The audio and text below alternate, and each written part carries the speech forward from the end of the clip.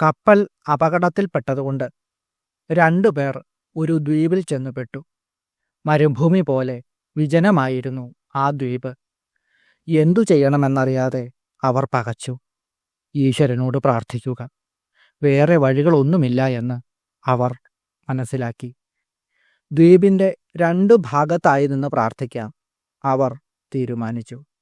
ഒറ്റയ്ക്കുള്ള പ്രാർത്ഥനയാണ് ശക്തം. അവർ ദ്വീപിൻ്റെ എതിർവശങ്ങളിലേക്ക് നടന്നു. ഒന്നാമൻ ആദ്യം പ്രാർത്ഥിച്ചത് ഭക്ഷണത്തിനു വേണ്ടിയായിരുന്നു. പിറ്റേ ദിവസം രാവിലെ തൊട്ടപ്പുറത്തായി നിറയെ കായ്ച്ചു നിൽക്കുന്ന ഒരാപ്പിൾ മരം അയാൾ കണ്ടെത്തി. രണ്ടാമന് ഒന്നും കിട്ടിയില്ല. ഒരാഴ്ച കഴിഞ്ഞു. ഒന്നാമൻ പ്രാർത്ഥിച്ചത് ഒരു കൂട്ടിനു വേണ്ടിയായിരുന്നു. പിറ്റേ ദിവസം ഒരു കപ്പൽ മറിഞ്ഞ് ഒരു സ്ത്രീ മാത്രം രക്ഷപ്പെട്ട് ആ ദ്വീപിലെത്തിച്ചേർന്നു. അവൾ അയാളെ വിവാഹം കഴിച്ചു. രണ്ടാമനും പ്രാർത്ഥിച്ചുകൊണ്ടിരുന്നു. ഒന്നാമൻ ഒരു വീടിനു വേണ്ടിയും കൂടുതൽ ഭക്ഷണത്തിനു വേണ്ടിയുമാണ് പ്രാർത്ഥിച്ചത്. ഈശ്വരൻ എല്ലാം അവനു നൽകി. രണ്ടാമൻ പ്രാർത്ഥിച്ചുകൊണ്ടിരുന്നു, എന്നാൽ ഒന്നും സംഭവിച്ചില്ല. ഒന്നാമൻ പിന്നീട് പ്രാർത്ഥിച്ചത് ഒരു കപ്പലിന് വേണ്ടിയാണ്. വിസ്മയം തന്നെ, ഒരു കപ്പൽ ആ ദ്വീപിൻ്റെ അടുത്തേക്ക് വന്നു. ഭാര്യയെയും കൂട്ടി യാത്രയ്ക്ക് ഒരുങ്ങി നിൽക്കുന്ന ഒന്നാമൻ ഈശ്വരൻ്റെ അശരീരിയായ ഒരു ശബ്ദം കേട്ടു. നീ എന്തുകൊണ്ടാണ് നിന്റെ കൂടെയുള്ളവനെ ഉപേക്ഷിച്ചു പോകുന്നത്? എൻ്റെ പ്രാർത്ഥനകൾ ആണല്ലോ അവിടുന്ന് സ്വീകരിച്ചത്. അവൻ ദൈവത്തിന് പ്രിയപ്പെട്ടവനല്ല എന്നാണ് ഞാൻ മനസ്സിലാക്കുന്നത്. നിനക്ക് തെറ്റുപറ്റിയിരിക്കുന്നു. അവൻ ഒരു കാര്യം മാത്രമേ പ്രാർത്ഥിച്ചിരുന്നുള്ളൂ. അതിനാണ് ഞാൻ ഉത്തരം നൽകിയത്. അതുകൊണ്ടാണ് നിനക്ക് ഈ അനുഗ്രഹങ്ങളെല്ലാം ലഭിച്ചത്. ഈശ്വരൻ്റെ അശരീരി ഉയർന്നു കേട്ടു. എന്താണ് അവൻ പ്രാർത്ഥിച്ചത്? ഒന്നാമൻ ചോദിച്ചു. നിന്റെ പ്രാർത്ഥനകൾക്ക് ഉത്തരം നൽകണമേ ഈശ്വര എന്ന് മാത്രമാണ് അവൻ പ്രാർത്ഥിച്ചത്. ദൈവം അവനോട് പറഞ്ഞു. പ്രണവപ്രകാശത്തിൻ്റെ പുതിയ ഒരു അധ്യായത്തിലേക്ക് എല്ലാവർക്കും സ്വാഗതം. ലക്ഷ്യാമൂലത്രികോണേ ഗുരുവര കരുണാലേശത കാമപീഠേയസ്യാം വിശ്വം സമസ്തം ബഹുതരവിതതം ജായതേ കുണ്ഡലിന്യാ യസ്യാ ശക്തിപ്രരോഹാദവിരളമമൃതം വിന്ദതേ യോഗിവൃന്ദം താം വന്ദേ നാദരൂപാം പ്രണവപദമയീം പ്രാണിനാം പ്രാണദാത്രീം. മൂലാധാരത്തിലെ ത്രികോണമാകുന്ന കാമപീഠത്തിൽ കുണ്ഡലിനീ ശക്തിയായി വസിക്കുന്ന ദേവി ഉത്തമനായ ഗുരുവിൻ്റെ കരുണാകടാക്ഷം കൊണ്ട് ഉണർത്തപ്പെടുന്നു. വിസ്തൃതമായ ഈ പ്രപഞ്ചം മുഴുവൻ ഉണ്ടായത് അമ്മയുടെ സ്വന്തം ശക്തിയിൽ നിന്നാണ്. അമ്മയുടെ ശക്തി ചൈതന്യമായ കുണ്ഡലിനിയുടെ ഉണർവ് മൂലമാണ് യോഗിവര്യന്മാർ നിത്യമായ ബ്രഹ്മാനന്ദമാകുന്ന അമൃതം അനുഭവിക്കുന്നത്. നാദരൂപിണിയായും ഓംകാരസ്വരൂപിണിയായും സകല ജീവജാലങ്ങൾക്കും ജീവൻ നൽകുന്നവളായും ഇരിക്കുന്ന പരാശക്തി ത്രിപുരസുന്ദരീ ദേവി, എൻ്റെ അമ്മേ, ഞാൻ അവിടുത്തെ നമസ്കരിക്കുന്നു. ഓം ശ്രീലളിതാംബികായൈ നമഃ. ഓം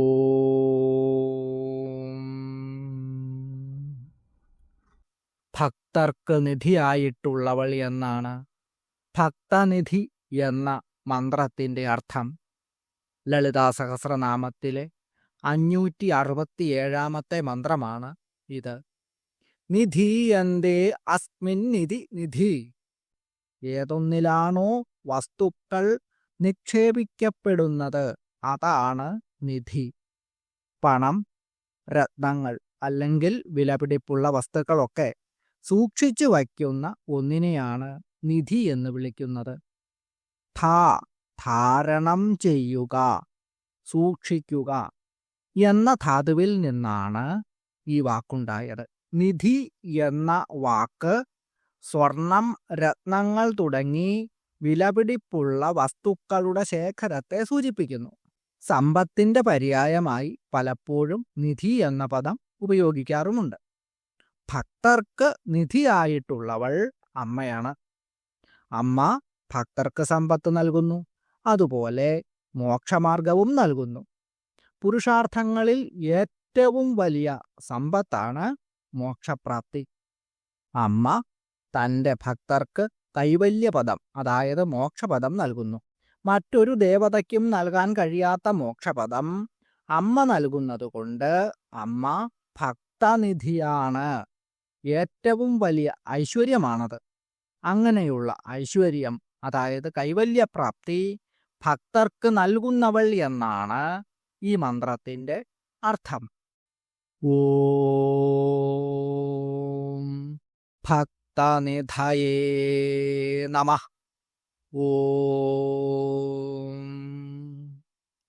ഓം ഹ്രീം ഭക്തനിധയേ നമഃ.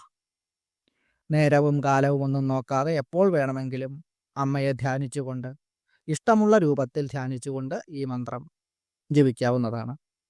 എത്ര പ്രയാസമുള്ള കാര്യവും അനായാസം സാധ്യമാക്കാൻ ഈ മന്ത്രം കൊണ്ട് കഴിയുന്നതാണ്. ഇഷ്ടമുള്ള ഏതെങ്കിലും ഒരു ദേവീരൂപം മനസ്സിൽ ധ്യാനിച്ചുകൊണ്ട് അർപ്പണ മനോഭാവത്തോടു കൂടി ജപിക്കുക. സമസ്ത പ്രപഞ്ചങ്ങളിലും നടക്കുന്ന ചെറുതും വലുതുമായ എല്ലാ പ്രവർത്തനങ്ങളും അമ്മയുടെ നിയന്ത്രണത്തിന് വിധേയമാണ്. അതുകൊണ്ട് അമ്മയെ അടുത്ത നാമമന്ത്രമായി വാഗ്ദേവതകൾ സ്തുതിക്കുന്നത് നിയന്ത്രി എന്ന നാമമന്ത്രം കൊണ്ടാണ്. നിഖില നിയാമകത്വം മൂലം നിയന്ത്രി എന്ന നാമം അമ്മയ്ക്ക്. ജഗത്തിനെ നിയന്ത്രിക്കുന്നവൾ, ജഗത്തിനെ മുഴുവൻ നിയന്ത്രിക്കുന്നവൾ അമ്മയാണ് എന്ന വാസ്തവം മനസ്സിലാക്കാതെയാണ് അഹംഭാവം കൊണ്ട് ആപത്ത് വരുത്തി വയ്ക്കുന്നത്. ദേവന്മാരും അസുരന്മാരും തമ്മിലുണ്ടായ യുദ്ധത്തിൽ അമ്മയുടെ അനുഗ്രഹം കൊണ്ട് ദേവന്മാർ ജയിച്ചു. അതിൽ അഹങ്കാരികളായി തീർന്ന ദേവന്മാർക്ക് മുന്നിൽ ഒരു വലിയ യക്ഷമായി, അതായത് തേജസ്വരൂപമായി അമ്മ പ്രത്യക്ഷപ്പെട്ടു. അതു കണ്ടു ഭയന്ന ദേവന്മാർ അതെന്താണെന്നറിയാൻ അഗ്നിയെ പറഞ്ഞയച്ചു. യക്ഷം അഗ്നിദേവനോട് നീ ആരാണ് എന്ന് ചോദിച്ചു. ഈ ലോകത്തിലുള്ള എന്തിനേയും എരിച്ച് ചാമ്പലാക്കുവാനുള്ള കഴിവ് എനിക്കുണ്ട് എന്ന് അഗ്നിദേവൻ അവകാശപ്പെട്ടു. യക്ഷം ഒരു പുൽക്കൊടിയെടുത്ത് മുമ്പിൽ വെച്ചു കൊടുത്തു. എന്നിട്ട് അതിനെ ദഹിപ്പിക്കുവാൻ ആവശ്യപ്പെട്ടു. അഗ്നിദേവൻ എത്രമാത്രം ശ്രമിച്ചിട്ടും അതിന് സാധിച്ചില്ല. അങ്ങനെ എല്ലാ ദേവന്മാരും ആ പുൽക്കൊടിയൊന്ന് ഇളക്കുന്നതിനു പോലും കഴിയാതെ ലജ്ജിതരായി തീർന്നു. ദേവി ഭാഗവതം 12-ാമത്തെ സ്കന്ധത്തിൽ ഇത് വിശദമായി വിവരിക്കുന്നുണ്ട്. ഒടുവിൽ അമ്മയുടെ അതിദിവ്യമായ ശക്തിയും മഹത്വവും ദേവന്മാർ തിരിച്ചറിയുന്നു. അതുകൊണ്ട് ഈ പ്രപഞ്ചത്തെ മുഴുവൻ നിയന്ത്രിക്കുകയും രക്ഷിക്കുകയും സംഹാരരൂപത്തിൽ തന്നിൽ ലയിപ്പിക്കുകയും ചെയ്യുന്നത് ആദിപരാശക്തിയായ അമ്മ തന്നെയാണ്. അതുകൊണ്ടാണ് ജഗത്തിനെ മുഴുവൻ നിയന്ത്രിക്കുന്നവൾ എന്ന അർത്ഥത്തിൽ നിയന്ത്രി എന്ന് വാഗ്ദേവതകൾ അമ്മയെ സ്തുതിക്കുന്നത്. മുമ്പ് പറഞ്ഞ മന്ത്രങ്ങൾ ജപിക്കുമ്പോൾ കിട്ടുന്ന ഫലങ്ങൾ ഈ മന്ത്രം കൊണ്ടും കിട്ടുന്നതാണ്. ഓം നിയന്ത്ര്यै നമഃ. ഓം ഓം ഹ്രീം നിയന്ത്ര്यै നമഃ. നിഖിലേശ്വരി, പ്രപഞ്ചത്തിനു മുഴുവനും ഈശ്വരിയായവൾ എന്നാണ് ഈ മന്ത്രത്തിൻ്റെ അർത്ഥം. സമസ്ത ചരാചരത്തിനും നായികയായവൾ. ഈശ്വരി എന്ന് പറഞ്ഞിട്ടുള്ളതുകൊണ്ട് കുണ്ഡലിനി ശക്തിയായ ദേവി എന്നും അർത്ഥമെടുക്കാവുന്നതാണ്. എല്ലാ പ്രാണികളിലും കുണ്ഡലിനി ശക്തിയായി വസിക്കുന്നവൾ എന്നും അങ്ങനെ നോക്കുമ്പോൾ അർത്ഥം കിട്ടും. സർവപ്രാണികളിലും കുണ്ഡലിനി രൂപത്തിൽ കുടികൊള്ളുന്നവളാണ് ആദിപരാശക്തിയായ മഹാദേവി. ഓം നിഖിലേശ്വര്यै നമഃ. ഓം ഹ്രേം നിഖിലേശ്വര്यै നമഃ. സമസ്ത പ്രപഞ്ചത്തിനും ഈശ്വരിയായ അമ്മയെ ശ്രീചക്രത്തിലെ മധ്യബിന്ദുവിൽ ശ്രീമദ് സിംഹാസനേശ്വരിയായി വിരാജിക്കുന്നതായി ധ്യാനിച്ചുകൊണ്ട് എല്ലാം അവിടുത്തെ മുന്നിൽ സമർപ്പിച്ച് ഈ നാമം കഴിയുന്നത്ര പ്രാവശ്യം ജപിക്കുക. ആഗ്രഹസാധ്യം ഉറപ്പാണ്. മാനസികമായ എല്ലാ വിഷമതകളും ഇതൊന്നുകൊണ്ട് മാറിക്കിട്ടും. മൈത്ര്യാദിവാസനാലഭ്യ. ലളിതാ സഹസ്രനാമത്തിലെ അടുത്ത നാമമന്ത്രം. മൈത്രി തുടങ്ങിയ വാസനകൾ കൊണ്ട് അമ്മയെ നമുക്ക് കിട്ടും. അതുകൊണ്ട് മൈത്രാദിവാസനാലഭ്യ എന്ന് വാഗ്ദേവതകൾ നമ്മോട് പറയുന്നു. മൈത്രി, കരുണ, മുദിത, ഉപേക്ഷ എന്നിവയാണ് വാസനകൾ. മനുഷ്യ സഹജമായ ഒരു വാസനയാണ് അസൂയ. സുഖമായി സ്വസ്ഥമായി ജീവിക്കുന്നവരെ കാണുമ്പോൾ അവരിൽ നിസ്സാരമായ എന്തെങ്കിലും ഒരു കുറ്റം കണ്ടുപിടിച്ച് അത് പെരുപ്പിച്ച് കാട്ടി പ്രചരിപ്പിക്കുന്നതിൽ ചിലർ സുഖം കാണുന്നു. അവനവനെ തന്നെ അധപ്പതിപ്പിക്കുകയാണ് എന്ന വസ്തുത ഇക്കൂട്ടർ മനസ്സിലാക്കുന്നുമില്ല. ഈ വാസനയെ ഇല്ലാതെയാക്കി സൗഖ്യമായി സ്വസ്ഥമായി ജീവിക്കുന്നവരോട് മൈത്രി ഭാവം വളർത്തുക. അവരുടെ സമ്പർക്കം മനസ്സിന് സുഖം നൽകുന്നു. അതുകൊണ്ട് അവനവൻ്റെ മനസ്സിനും സുഖം ലഭിക്കുന്നു. ഇതാണ് മൈത്രി എന്ന ആദ്യത്തെ വാസന. ദുഃഖിക്കുന്നവരോടുള്ള അനുകമ്പയാണ് കരുണ. അത് മനസ്സിനെ ശുദ്ധമാക്കും. മറ്റുള്ളവരുടെ ദുഃഖത്തിൽ ആഹ്ലാദിക്കുന്നവരുമുണ്ട്. അത്തരം വാസനകൾ നശിപ്പിക്കണം. ദുഃഖിതരോടുള്ള കരുണ സ്വാഭാവികമായി തന്നെ തോന്നേണ്ടതാണ്. ദുഃഖത്തിന് കാരണമായവ എന്താണോ അതില്ലാതാക്കാൻ കഴിയുന്നത്ര സഹായം ചെയ്യുക. അങ്ങനെ ചെയ്യുന്ന പരോപകാരം മനസ്സിന് സന്തോഷം നൽകുന്നു. അതാണ് കരുണ. പൂർവപുണ്യം കൊണ്ട് യോഗികളായി മാറിയിട്ടുള്ളവരെ വന്ദിക്കുക, അവരെ ബഹുമാനിക്കുക. ഒരു തരത്തിലും അവരെ നിന്ദിക്കരുത്. അതുകൊണ്ടുണ്ടാകുന്ന സന്തോഷം അതാണ് മുദിതം. അടുത്തത് ഉപേക്ഷ എന്ന വാസനയാണ്. ദുർജനങ്ങളെ ഉപേക്ഷിക്കുക എന്നുള്ളതാണ് ഇതുകൊണ്ട് അർത്ഥമാക്കുന്നത്. ദുഷ്കർമ്മങ്ങൾ ചെയ്യുന്നവരുമായിട്ടുള്ള ബന്ധങ്ങളെല്ലാം ഉപേക്ഷിക്കുക. അതുകൊണ്ട് സന്തോഷവും ശാന്തിയും ലഭിക്കുന്നു. ഈ പറഞ്ഞിട്ടുള്ള 4 വാസനകൾ കൊണ്ട് മനസ്സിലെ എല്ലാ മാലിന്യങ്ങളും പൂർണ്ണമായും നീക്കി നിർമ്മലമായ മനസ്സാകുമ്പോൾ അമ്മയെ പ്രാപിക്കുവാനും അമ്മയുടെ അനുഗ്രഹം നേടുവാനും കഴിയും. അതുകൊണ്ടാണ് അമ്മയെ ഇങ്ങനെയുള്ള ഒരു നാമം കൊണ്ട് വാഗ്ദേവതകൾ സ്തുതിക്കുന്നത്. മൈത്രീ കരുണാമുദിതോപേക്ഷാണാം സുഖദുഃഖ പുണ്യാപുണ്യ വിഷയാണാം ഭാവന തശ്ചിത്തപ്രസാദനം എന്നാണ് യോഗസൂത്രം പറയുന്നത്. മറ്റുള്ളവരുടെ സുഖം, ദുഃഖം, പുണ്യം, പാപം എന്നീ അവസ്ഥകളോട് യഥാക്രമം മൈത്രി, കരുണ, മുദിത, ഉപേക്ഷ എന്നീ ഭാവങ്ങൾ പുലർത്തുന്നതിലൂടെ മനസ്സ് നിർമ്മലമാവുകയും ശാന്തി കൈവരിക്കുകയും ചെയ്യുന്നു.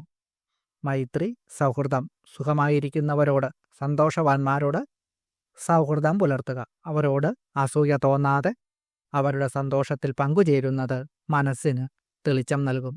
കരുണ, അതായത് ദയ. ദുഃഖിതരോട് കരുണ കാണിക്കുക. അവരെ സഹായിക്കാനും അവരുടെ വിഷമങ്ങൾ മനസ്സിലാക്കാനും ശ്രമിക്കുന്നത് വഴി മനസ്സ് ആർദ്രമാകും. മുദിത, അതായത് സന്തോഷം. പുണ്യം ചെയ്യുന്നവരോടും നല്ല കാര്യങ്ങൾ ചെയ്യുന്നവരോടും സന്തോഷം പ്രകടിപ്പിക്കുക. അവരെ അഭിനന്ദിക്കുന്നതിലൂടെ നമുക്കുള്ളിലും പോസിറ്റീവ് ഊർജം നിറയും. ഉപേക്ഷ നിസ്സംഗതയാണ്. പാപം ചെയ്യുന്നവരോടും മോശമായി പെരുമാറുന്നവരോടും വിദ്വേഷം കാണിക്കാതെ നിസ്സംഗത പാലിക്കുക. അവരെ വെറുക്കാൻ നിന്നാൽ നമ്മുടെ മനസ്സിൻ്റെ സമാധാനമാണ് നഷ്ടപ്പെടുക. അതുകൊണ്ട് അവരെ അവഗണിക്കുകയോ അവരോട് പ്രതികരിക്കാതിരിക്കുകയോ ചെയ്യുക. ചിത്തപ്രസാദനം എന്നാൽ മനസ്സിൻ്റെ തെളിച്ചം അല്ലെങ്കിൽ സമാധാനം എന്നാണ് അർത്ഥം. സാമൂഹിക ജീവിതത്തിൽ ഈ 4 മനോഭാവങ്ങൾ ശീലിച്ചാൽ മനസ്സിനെ അനാവശ്യമായ സംഘർഷങ്ങളിൽ നിന്നും സംരക്ഷിക്കാം എന്ന് പതഞ്ജലി മഹർഷി നമ്മെ പഠിപ്പിക്കുന്നു. മൈത്ര്യാദികളായിരിക്കുന്ന 4 വാസനകൾ കൊണ്ട് ലഭിക്കുവാൻ യോഗ്യ ആയിട്ടുള്ള ദേവി എന്നാണ് ഈ മന്ത്രത്തിൻ്റെ അർത്ഥം. ഓം മൈത്ര്യാദിവാസനാലഭ്യായൈ നമഃ. ഓം ഹ്രീം മൈത്ര്യാദിവാസനാലഭ്യായൈ നമഃ. നല്ല സുഹൃത്തുക്കളെ ലഭിക്കുവാനും തന്മൂലം ജീവിതത്തിൽ വിജയിക്കുവാനും ഈ മന്ത്രം സഹായിക്കുന്നു. ഈ മന്ത്രം സ്ഥിരമായി ജപിക്കുന്ന വ്യക്തി സുഖിയായും ധനികനായും ബുദ്ധിമാനായും വിദ്വാനായും വാക്സാമർഥ്യമുള്ളവനായും മാറും. ആദിപരാശക്തിയായ മഹാദേവി എല്ലാവരെയും സമൃദ്ധമായി അനുഗ്രഹിക്കട്ടെ എന്ന് പ്രാർത്ഥിച്ചുകൊണ്ട് അമ്മേ, അവിടുത്തെ പാതാരബിന്ദങ്ങളിൽ സാഷ്ടാംഗ പ്രണാമങ്ങളോടെ നിർത്തുന്നു. നന്ദി, നമസ്കാരം.